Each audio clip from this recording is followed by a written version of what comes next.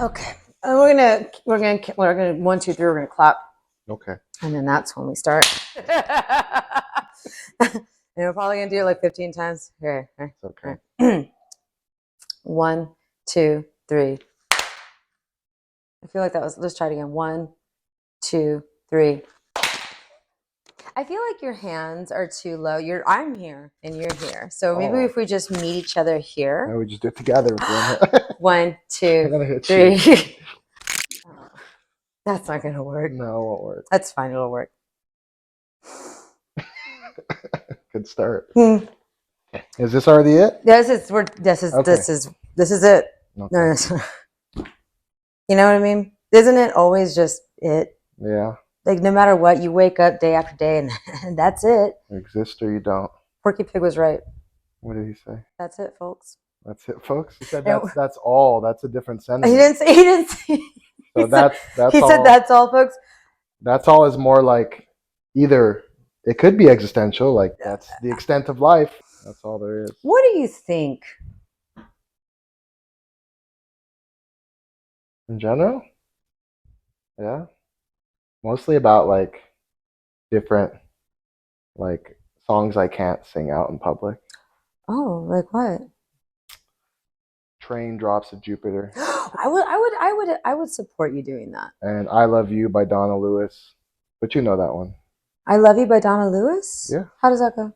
I love you always. Always forever near and far. Who was the other one that Sean Colvin also, I think that was in that genre. Yeah. I think she lives here. Yeah. Shout out Sean Colvin. She's from Austin. You really carried my late teens. Do you remember when we first met? I rarely remember when we first met, and I think I recall some of it. Yeah, remind me of the occasion, and I will remember. I'm pretty sure it was South by. Uh-huh. I'm pretty sure it was a like party on the east side in some little shop. It was like a pop-up. You were there with Avi, and that was when y'all were working at Red Bull. Mm-hmm. You were the one that brought up that like people from El Paso always travel in pairs or in groups. You never see them alone. And I was like, everybody I've met is that. And I want to touch on the continuation of that, but that's what I recall. And there's also an embarrassing moment from that as well, because I was walking down the street with somebody and I was telling them the story about that. Mm-hmm. And you were walking behind me, and I think that you heard that, and I felt so embarrassed because I was like, I just relived. You were telling somebody how you met me that same day? Yeah, I was all like, I don't know if they were somebody from El Paso or like there was a thing, but I was like explaining the story that you told me because I thought it was a really sweet story. Mm-hmm. And because also when I went back into my brain catalog, that was true. I was like, anybody I've ever met from El Paso, I always met them together. I never met one person that was like alone, except for Black Da Vinci, which we need to get on the show soon. But like, yeah, that's how I recall this meeting, was during the South by when you were with Red Bull, Avi. Yeah. I'd like to say that we're like gang about it, but we're just, most of my friends are like little softies. So yeah. But I think it's like supporting each other in the spirit of like, especially out here, I think like being like I've been coming to Austin since I was like maybe like 17 to see like music, whatever they'd let me in, or to the co-ops, or to, you know, to some of the like unofficial shows, and like that really like inspired me to like not only like, you know, love and work in music, but like create similar experiences and like so yeah, I mean those times were so fun, and like I like think about them fondly, so I'm happy that we met. Yeah. And but yeah, I think like in terms of like why El Paso people go together, for the most part, like a lot of us like got out and used each other to get out of El Paso. Like, not that it's like a terrible place, but there's like just an angst with whatever your hometown is, right? Mm-hmm. Like I love it, but I feel that way about San Antonio. But it certainly like didn't have the creative opportunities, or especially in music, that Austin did. So like, you know, a lot of us sort of like helped each other get out here, and like, you know, because of that, like we have our like best friends like here present who are like involved in music, and like, you know, now like our peers in like the industry, or like, or you know, holding down like really cool DJ nights, or you know, starting labels, or visual artists. Like it's a lot of us that gravitated to Austin specifically, I think, for that kind of like art and vibe, at least at the time. Obviously the city's changed a lot, and like we're all older and semi-professional.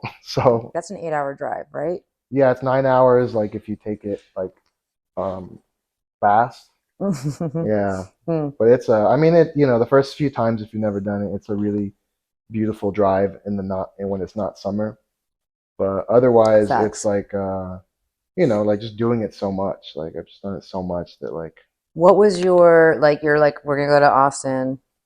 Here's how we prep for this road trip. uh-huh. What I was mean, it your was like one of us had a car, right, so it was right? like it Yeah. wasn't like we had many options. But we would pick like a time. So we had spring break off, so South by was very easy to come to. But also like fun fest. Like Mm, R.I.P. and yeah. shout out that whole crew is still doing a lot of great music stuff here. Yeah. But it was coming for like fun and some of the like weirder festivals that were happening, and then just sort of like always kind of dreaming of like maybe living here, but also dreaming of like being a part of this community and being able Right. to contribute and do events with my friends. Like, like Yeah. we didn't, like, I mean, I would do those in El Paso and that's how I got my start, but it certainly wasn't like the type of understood or mass supported Mm-hmm. kind of Mm-hmm. endeavor that it is here. For me, I'm like more going back and like bringing the records that I produced, and selling them Mm. at the shops. La calavera se salió a bailar con él y la ida yo te quiero mucho Marisol y sus caderas. And a lot of my peers who are still there are like business owners, and they run like really cool DJ spots or they run like live music venues, and so like in a lot of ways like we're all still doing similar things, but it's just sort of seeing the growth in both areas, and of course there's people who will never leave El Paso, or people who love it, or people who are stuck there, and then there's people who just as nice as you can be, like aren't like super receptive to change, or even like even people or the person that they used to know, like growing up or like having a different, like not just being down to just party for the sake of partying, like but creating something somewhere else, and also like there just being some weird animosity, I guess. But so that Mm-hmm. exists too. I mean, Yeah. in all communities, right? Right. Right. Um, but certainly for the most part, like overwhelming support, and yeah, a lot of love, and I mean, cumbia has always been in El Paso, and Latin music has always been in El Paso. Um, Thanks to like a lot of the really cool like radio DJs are around, and then people who were doing kind of DJ stuff way before me, who like mentored me in Mm-hmm. that world. So and gave me like showed me a light with new music or new styles that I never had an idea for, and it kind of changed my trajectory. And that's what I, wanted to ask about. Like, I think that, as creative people, we're always, drawn to music and art and the creativity. And then there's that shift that happens where you're like, I want to do this. I want to build that experience for people. I want to be a part of this production. Hmm. I want to, like make a place for people to enjoy the things that we love. Do you recall like when you were like, you know what, fuck it, I'm just going to do that. I'm going to see what I can do. I'm going to get in here so I can be part of the production of like these wonderful, unforgettable times. What was the beginning of like you saying, hey, I want to do this? Also, you work with Red Bull. Red Bull was really big at making experiences for people. Weird. Like I never really expected to like have all these opportunities. Like I grew up like in Section 8 housing, and I was like the first person to go to college. So like a lot of it just felt like new. Like there wasn't really examples. So like to go and be inspired by music, and was always like, I mean, I was hoping to be a journalist and hoping to be a writer, and but I was like in college planning events, like really learning, how to like master DJing, um, and then a lot of my friends who like didn't have like platforms to play um, in Juarez and El Paso, like we're sort of making different event series and like residencies to help showcase like that sort of like kind of like binational like sound, like frontera sound. So that was a big part of that. But to be honest, and up until recently, like I never really like there were certainly milestones of times where I was like, okay, I'll take this, I'll take Mm-hmm. this risk, or I'll try this, or like, I will go for this. and the way it aligned was, you know, super magical. Like it really helped me sharpen my tools in order to do what like I'm sort of doing today, which is, you know, a mixture of like music in my professional life and really like label DJing, and you know, other creative pursuits, and really building event experiences for people, I Mm. think is like my sort of specialty. And so it was like, I don't know, I guess I've just like learned over the years to like, I've been more scared of failing than I was of like, you know, really being super conscious of like, oh, that's what I want. It was just like I was like just signing up for more and like trying things out, and you know, building events, and you know, trying to like tell my family that like, hey, it's like I'm not stupid, like this is a viable thing, you know, and but not really knowing, you know, and not really Hmm. knowing what kind of space or what kind of like role would be out there for me, or if there was even a way to make money. Because at the time, I mean, I was just, you know, still, I mean, doing it for the love, but at the time I was like, you know, very much just like out of pocket everything. And so it's Yeah, just kind of like a yeah. series of milestones until It's a I labor learned, of love until you kind of get that experience and realize where yeah, you could begin to get in where you fit in. until you're valued, you know, other people enough to pay Mm. you for your service. And but you know, the I kind of learned how to like, and really only recently, like maybe the last couple of years, like learn how to listen to like to turn off like being afraid, like, you know, like I've always had like imposter syndrome, like especially like in Mm. my early professional years, because those opportunities didn't come to people like me or people where I'm from. Hmm. And so that really like motivated me, but also like, you know, a lot of what I accomplished like in my 20s was like a fear of having to move back home, a fear of like letting my family down, a fear of like, you know, and it Yeah. that was like, you know, like a 10-year period like of just like Yeah. trying to like, you know, still having fun and still doing things, and like, but really just like doing one thing after another, one thing after another, and like not really being present for it, and just like, you know, uplifting a lot of people, a lot of sound, especially with working like with Red Bull and like producing events, and working with a lot of artists, kind of like working like a almost like an A&R like for Mm. like in like a bunch of different subcultures, and like you know, building shows out of like those kind of like versioning scenes, you know. Hmm.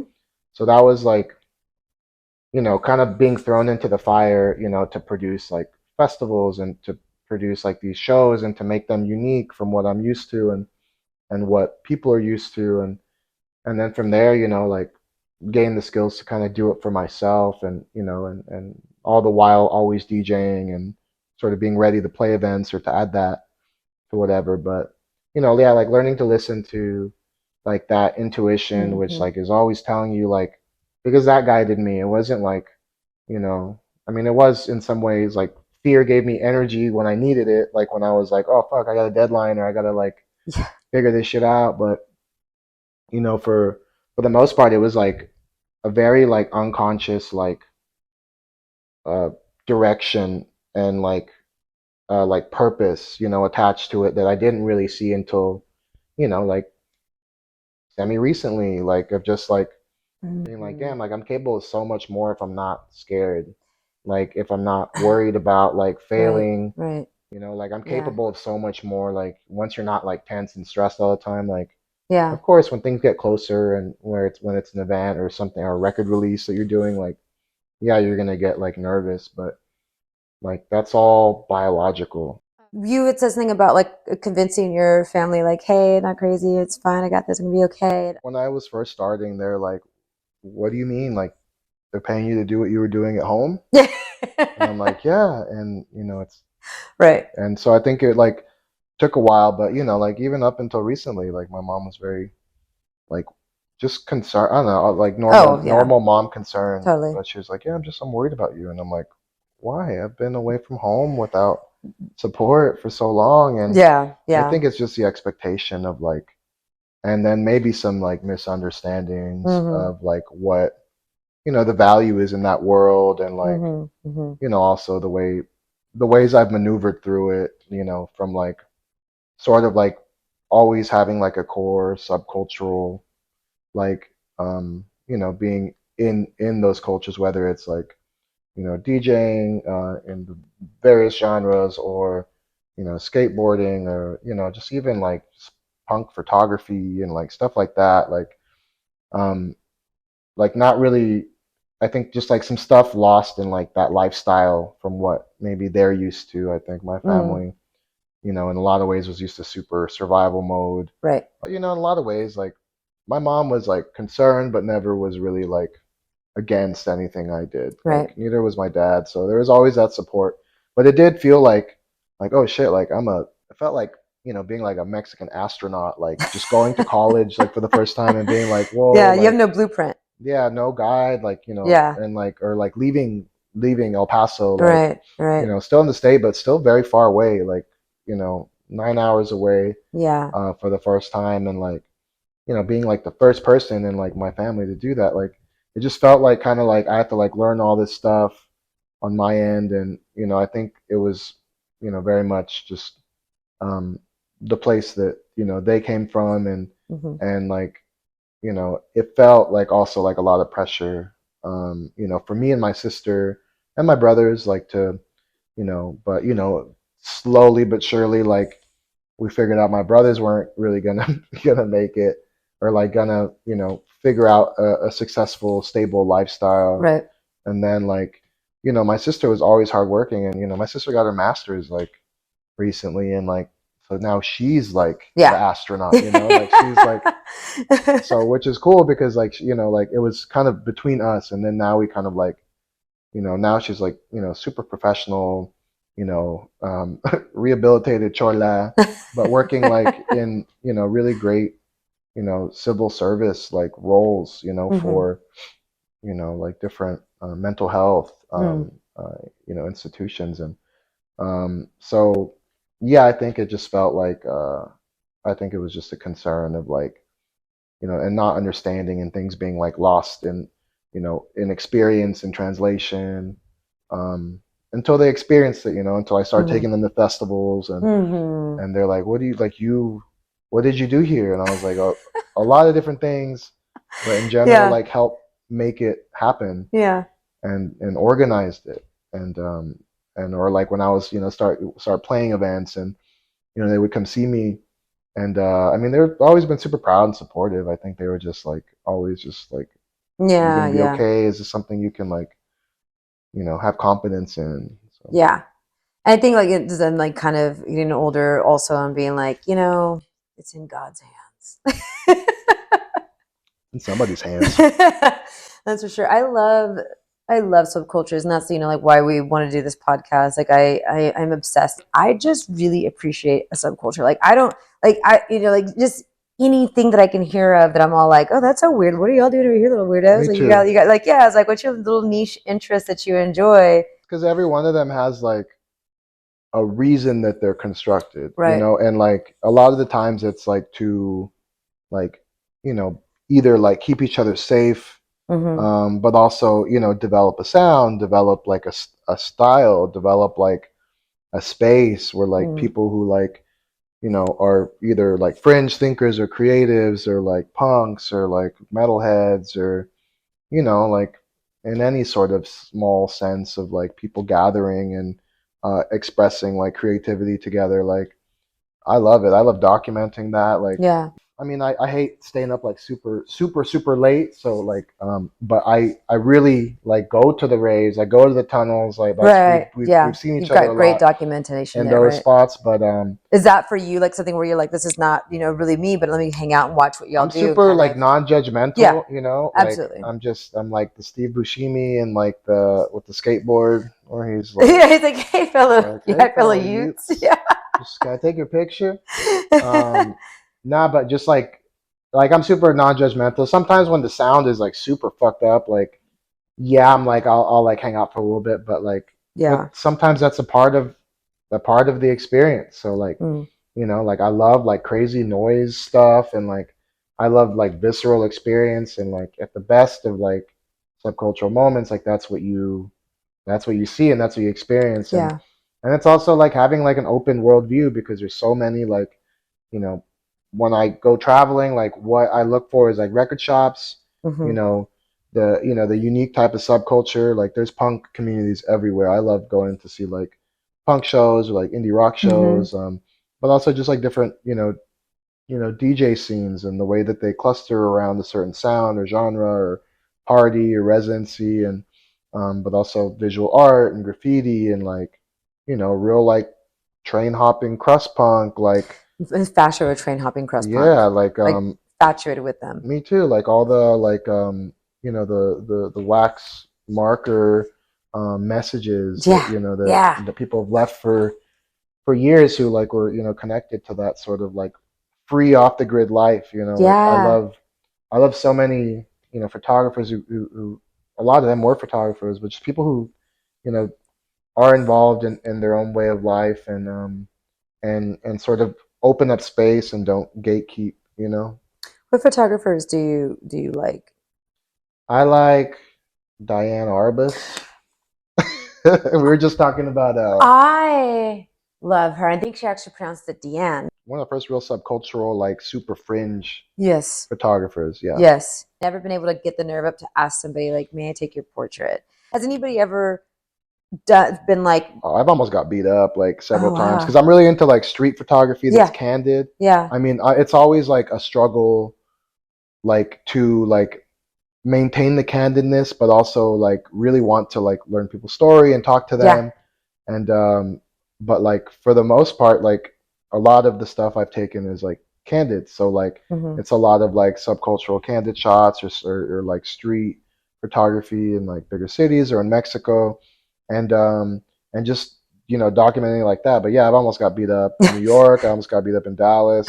I've had to run from people, but like why those photographers are so dope is because they're like it's like learning obviously the skill, but also having the confidence to engage, and like that's something I've worked on my whole life to like be better at, because I do engage people who are like interesting, and like hmm, certainly like friends and people who are like characters in the community, like to do projects, and or like to do more things that are not candid, but yeah, man. I mean, it's just such an expensive game, yeah, and like, I mean, I probably have like 60 undeveloped roles, like right, in like just and that alone is like $1,000, man. yeah." Like that's like I went and developed like 6 roles, like something like that, like and I still have a few more, like I don't have as many as 60, but like I didn't like any of them that I was like use my film. That's why I was like, I'm just gonna until I can do better. And I guess I was also buying like these vintage yeah, cameras. I know we had talked about it,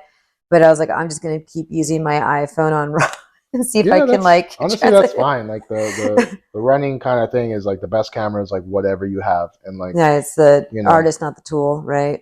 yeah, or it's like the perspective, I guess. But in terms of that, like yeah, I mean, I've been taking photos longer than I've been DJing, like so I have a lot a lot of stuff built up, and now I've been like since I've been taking a slow roll with that, I've been getting better at like editing and like Hmm. learning how to work with like just the library of things I do have, and in time. But yeah, it's consistency.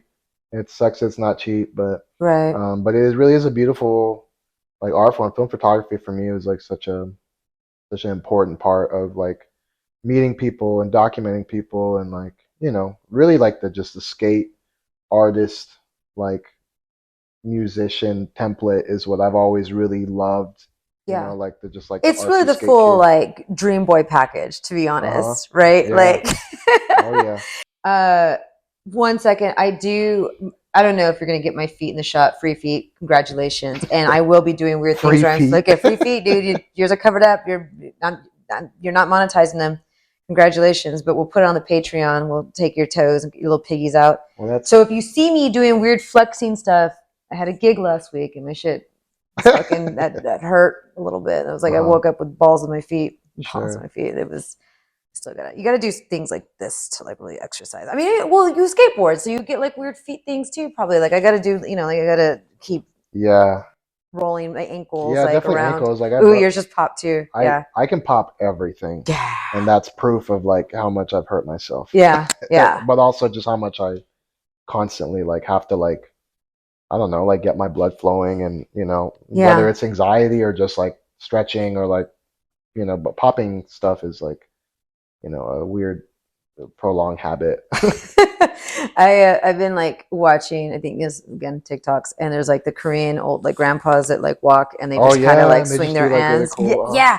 And so, I've been trying to do some of That's why they that. live so long. I mean, That's you know what why I they mean? They eat a lot of yellow take foods care of too, what I heard, and then themselves. they do that, right? Yeah. And you were just in Korea also. Uh-huh. Did you take any photos when you were there? No, this was actually more of like it was a Because I different don't know if you could experience this take time. photos of like, you know what I'm saying? I'm wondering. I feel like it's like the culture I did, but was, I was sort of like, focused on like record digging and yeah, like, more yeah. music mission and that one. And you did Japan. I think we discussed this too. You were able to go to a cumbia like Yeah, Japan I got in to meet Japan, like the cumbia community there, and it was super like validating and affirming to like right? to see like how Right. much they respect like, Mexican culture, like Colombian culture and Latin culture as a whole. So Mm-hmm. it was really beautiful. Like it felt like a super warm, welcome to just be able to hang out and like, exchange music and Do they have tacos there? yeah, they Enchiladas? do. There's one of my new friends has like a mezcal like kind of like record bar Wow. and he makes like tacos on a little like hot pan and like Oh, really? Are they good? yeah. Nice. Yeah. Yeah. Yeah. Uh, we are gonna be back in Mexico. Are you gonna come with us? And if not, I hope so. I'm trying to me figure too. out. Yeah, To it'd do be that. fun. I love that city so much, So and much. I take really good photos when I'm there too. There's so many lovers in that so city, many and that's yeah, one of my favorite so things much to take photos stimulus and of. so many little micro moments and Yeah. like unassuming, people and things and like just the things that you can experience in that city is just so awesome. And the music scene's great. I have a lot of friends who, are great, like, bastions of their community and the Mm-hmm. cumbia world and, Mm-hmm. continue to like bring people together and, you know, make life there like a big public dance. When I was there with you last time, you introduced me to Lagayo, Hmm. and Yeah. we walk in, show up this little spot, and Yeah. I just watch her rap, and I'm like, she's rapping Hmm. like her ass off. Number one,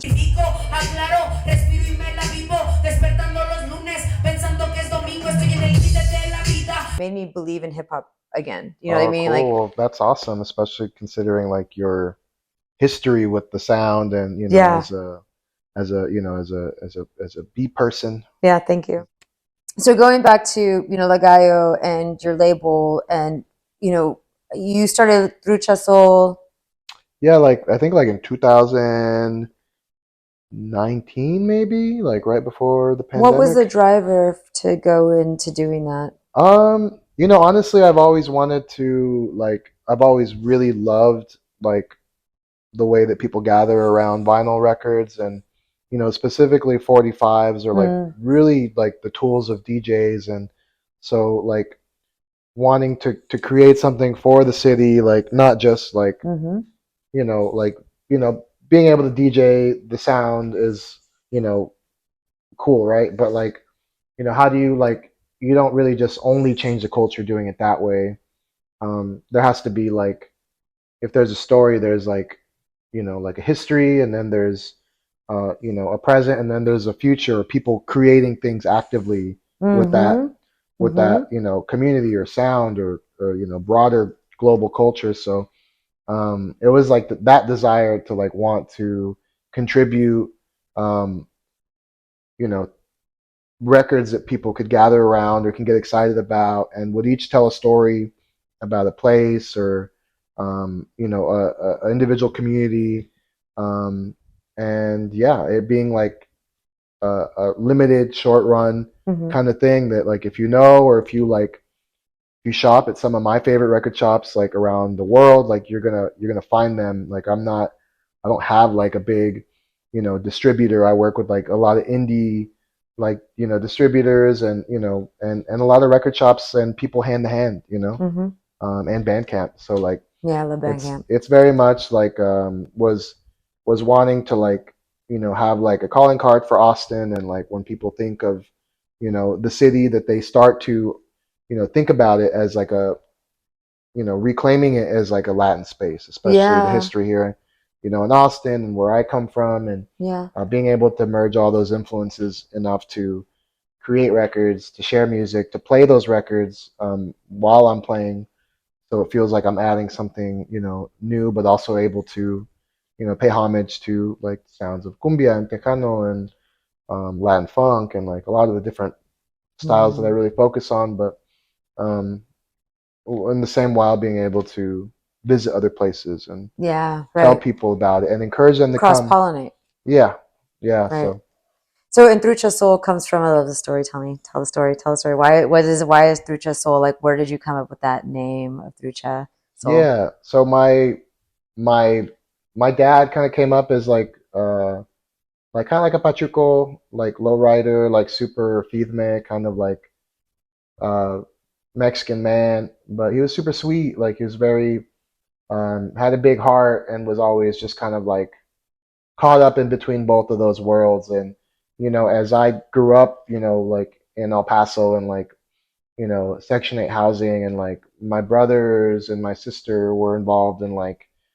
gangs, and like, I was very much raised by like cholos and cholas, and because my mom and my dad worked all the time, and so I would go with them. So I was hanging out like a lot of the times with like, all these gang members and ex-cons, and like and they were just like, for the most part, like really, really sweet, and like treated my sister very well and treated our family really well. So it was just this idea of like, this like internal softness that like, people who like the broader population perceives as like threats, like, Mm-hmm.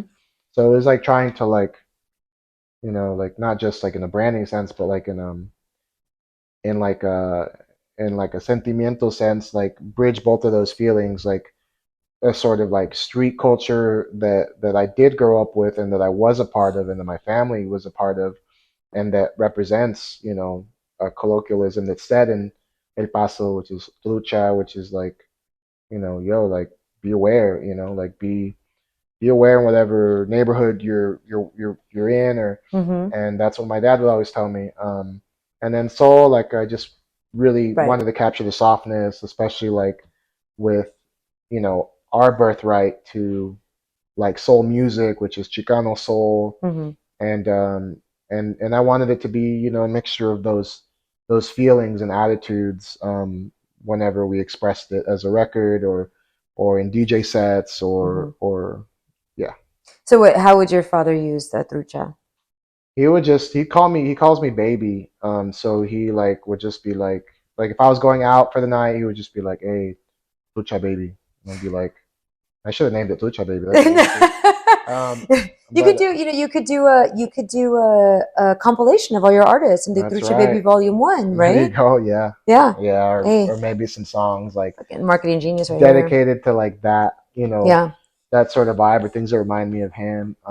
But yeah, I mean that whole culture, a lot of the music that he imparted on me, that my mom imparted on me.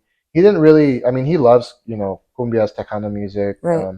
but really he was more of like a modern pachuco who like drove lowriders and listened to a lot of Chicano soul. I got like a lot of that influence from him, but he also listened to like a lot of classic rock, and like so Mm-hmm. I grew up with like a lot of that and like an encyclopedic knowledge of like that world because of him. And really, my mom like loved cumbias, so like I learned about Fito Olivares and like Selena, and like a lot of the classic Tejano stuff, but also some of like Dinamita and Los Angeles Azules, like from my mom, and going to like family parties and watching them dance, and like you know obtaining those sounds like Yeah. through just being there, and not really like, I mean, always loving them, but always like sort of taking them for granted, like because I listened to a lot of other things, and like Mm-hmm. Yeah, you um do. Yeah, you and do. it wasn't until like it wasn't until I went away from home that I was like, oh wow, like this sound isn't everywhere, like like Right. it's not an omnipresent sound, like you're used to like having regional Mexican music blaring out of every store, every Right. car, every and yeah, and like moving to Dallas or to Austin, it's just like it's not like as, I mean, sure, there's like really cool enclaves of like people and paisas that you can hear that kind of sound, but for the most part, it's not like the dominant thing that's blaring out of people's cars. So Right. I think that was like, oh, I like really miss that sound. Like And then I just started investigating more, like, why isn't there more of it, and what can I do for that? And so it was kind of part of the Plant the inspiration to, seeds where you're at, right? yeah. And with your dedication, you just made a really life affirming purchase about all of this, which was the Cumbia sound system. Yeah. And, we've talked about it a little bit, and, there's certainly more I can learn from it, but I'm sure the Beats Within audience and the masses would love to know as well. What happened here? I see on Instagram, see some photos now. You've got this dope ass sound system, and you're hanging out with this godfather of sound, essentially. Tell us the story. Yeah. So maybe about like 2.5 years ago, um, I'd been going to Mexico City for a while, but was really trying to understand that community, to learn from it, and like I'd always been fascinated with sound system culture, period. But I never really thought of myself like a super like technical person. So I would always rig up little things, and like knew how to rig up PAs and stuff like that. And obviously I have like my home studio and stuff, but like I wanted to understand more like the callejero street party, like sonidero sound. So it was really just kind of like connecting with a lot of that community over the years, and sort of being accepted, like, and being like really supported in a lot of ways, and invited to be a part of a lot of these different events, or like like radio things, or like and like through that, like I first met a lot of the sonideros and sonideras that are like my age, Mm-hmm. or like close to my age. And I ended up just kind of like becoming really good friends with like two of like the dopest, who were like really connectors of those communities, who were the bridge from like their and our generation to like the past kind of godfathers of like sonidero music, which have always had popularity, especially like in sort of like certain barrios around DF. But really really like they were like continuing the torch, like they were the continuation of the story and innovating the style. Mm-hmm. And then they were really like bringing in and welcoming a lot of like the global community of cumbia folks who were doing the same thing. Right. So without really even knowing, I just became part of a lot of these different people from all over the world, like wanting to understand um, cumbia, as it relates to like the Mexico City perspective, and and really the history, and like the way like sound systems are built, the ways that they're the ways that people gather around these often free public dance community events. Mm-hmm. And so there was a desire to create that, and a lot of them still play records, and like so that's also the thing. It's like a very like the culture there is like super still like based around like vinyl records. Like it's something that people casually purchase. It's something that people that you can see on the street, that the vendors sell, that you can go to Right. shops, that the old people, that young people, that middle-aged people purchase and use and buy, and the DJ still play. So like automatically it just felt like super welcoming. And obviously looking for records, digging for records, um, eventually brought me, to meet some of these like super like really like innovators in their space. And one of them was Sonidero Pato, from Mexico City, and he is one of the very few remaining folks who still build like sound systems in the classic style of like like 50s, 60s, on onto like 80s style sound systems. So really this idea of a sound system is like a community tool, to be able to bring people together. Often it's super resourceful, so it's like made with like things that you find, that you can obtain affordably or cheaply, or trade for. And so I was really interested in that style. And like I I met him, and got to dig records at his house, and along with some friends who brought me there, who welcomed me into meeting their mentor. So Mm. it was like you know, it was really special. I got to go with Gacho from Sonido and Joyce Musicolor, who's like a really amazing sonidera Mm-hmm. based in Mexico City from Iztapalapa. And we, you know, got to hang out with him the whole afternoon and just talk about music, but also hear his system and hear and kind of ask questions, you know. Yeah. And I had already bought in like a Garrard 88 turntable that I found like in some like, you know, some like public auction, like, and it was like pretty new, like, you know, but it was from the 50s, so it came with the manual. And like I was like, well, this Mm-hmm. can be a project. I can like, I'm not like super, at least I thought I wasn't super technically minded. So I was like kind of like, well, you know, in time, like I'll mod it like they mod it, and maybe I can learn, and maybe that can be like a goal. So I was able to kind of talk to him, and he was just super open with like sharing his wisdom about like sound systems and like how things work, how amps work, the chain of the ways that you plug things in, and the kind of tools that they use to be able to, you know, create this like public, you know, social dance experience, you know, Mm-hmm. which part of it is like these modular, like public, um, really public announcement, like speakers from Yeah. like the, you know, really like the 50s and like Yeah. 40s. They're like these big ass, like what they call trompetas, but they're like big horns with drivers, and they're super tough and they're heavy. And yeah, so these are, you know, they set them up in a modular way. Mm-hmm.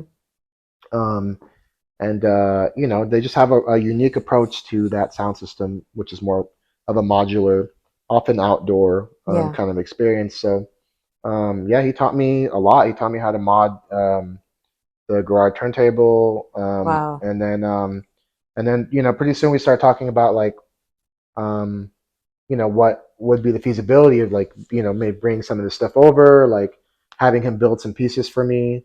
And then over time, like we talked about like what would be like my needs and what I wanted to really do. And he helped me build a lot of the tube amps, as well as a, you know, a big subwoofer and custom built Wow. 360 tweeters, and yeah, gave me some of his trumpet, some of his horns that had just been, you know, used at, you know, several of his events. So I got to restore those, and you know, got to like paint them like lowriders to kind of I fit was gonna our say, who style. painted? Was it you that painted it, or? So I worked with some friends from Fort Worth, actually. Mm-hmm. One of them is Sky Salinas. He goes by Sky Signs on Instagram, but so he did kind of the hand styles painting, and then one of his good friends, his name is Chris Pina, who's grew up painting lowriders with his dad, who's really dope. Mm, So they're painted like lowriders. I mean, they're mm-hmm. like layered. They have like candy paint, and then on top of that, they're hand styled with With the pinstriping, and there's like a yeah, smooth, right? it's called something else, like the Chicano kind of cholo style is called something else, but yeah, it's like a pinstripe kind of like Yeah. design.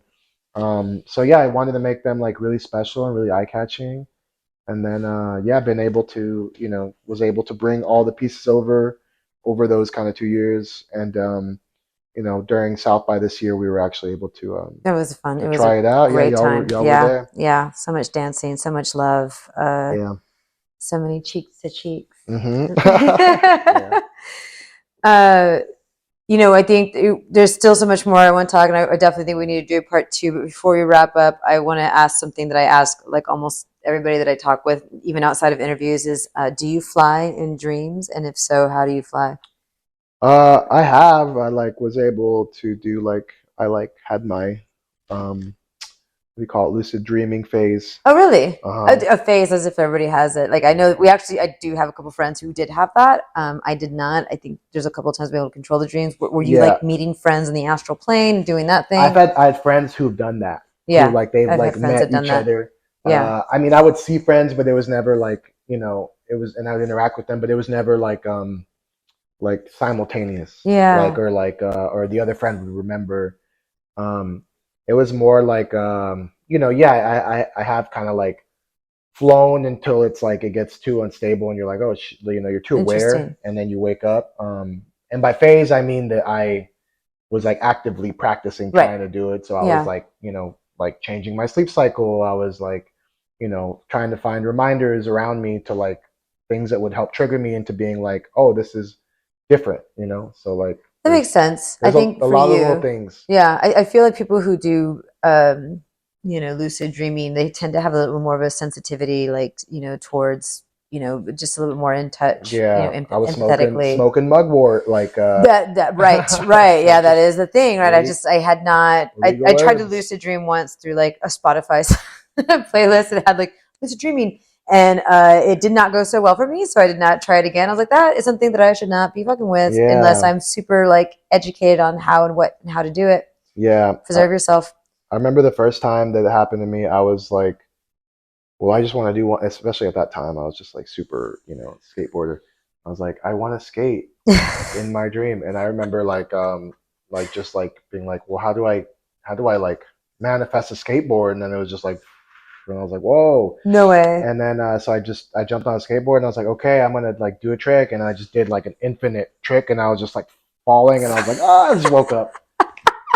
Yeah. That is such a pop punk way to do your dream. That's Fucking honestly skater who, boy. at a core, that's who I am. Like I was never emo. I mean, I had like, you know, Yeah. emo feelings, but Yeah, I was very much like a pop punk ska kid love who would it. just skateboard and, you know, eventually found hip hop and punk Stinking and, pickles, bruh. you know, yeah. Well, I love you. We're losing light. I can feel it. I hope that we're able to edit this into, you know, that we're great. We've got some Apple nerds here, so I think they can do some magic for us. You. You know, I could be around you forever and ever and ever. Yes. And we're gonna hang it after this. Sorry, y'all can't drink. Are we gonna have a mezcal shot to close this out? Is that what we're doing right Yes, now? we're gonna Okay, have because mezcal. that not a shot, a sip, besitos, but we I will want a cheers shot. it. I'd love a. And you're gonna sip some. No, he's getting the. Sorry, the producer's talking to us. We'll break the fourth wall. Oh yeah, he's over there. Like I said again, and I will tell you forever, and I tell you this every time I see you. I love you so much. I love you. I love you so too. much. I'm so happy that we're friends, and thank Yeah. you for coming and doing this with us. And Thank you. I know that there's so much more to your story. So you know, I think I mentioned already. I want to do a part 2 eventually with all of our friends that we know. Like there's just so much more in there. And we're at the Rodriguez's house, Bobby and Christina, who are mezcal connoisseurs, and so they have brought us a little capacito here of agua del sol. It's from Oaxaca, especial, espadín, agave. Cheers, salud. Cheers, y'all. Cheers, Tico. Love you. I love you, Tico. I love you, Chantico. But thank you for dropping in. And if you want to find where can we find any of you at all? Where do we find you? Yeah, it's Trucha Soul Soul Soul Trucha Soul on everything on Bandcamp, Mixcloud, Instagram. Yeah, follow us and come see some cumbia live. It's a good time. Dance with me. Dance with me. Okay. I love you. Bye. I love you. Bye. Bye. Bye.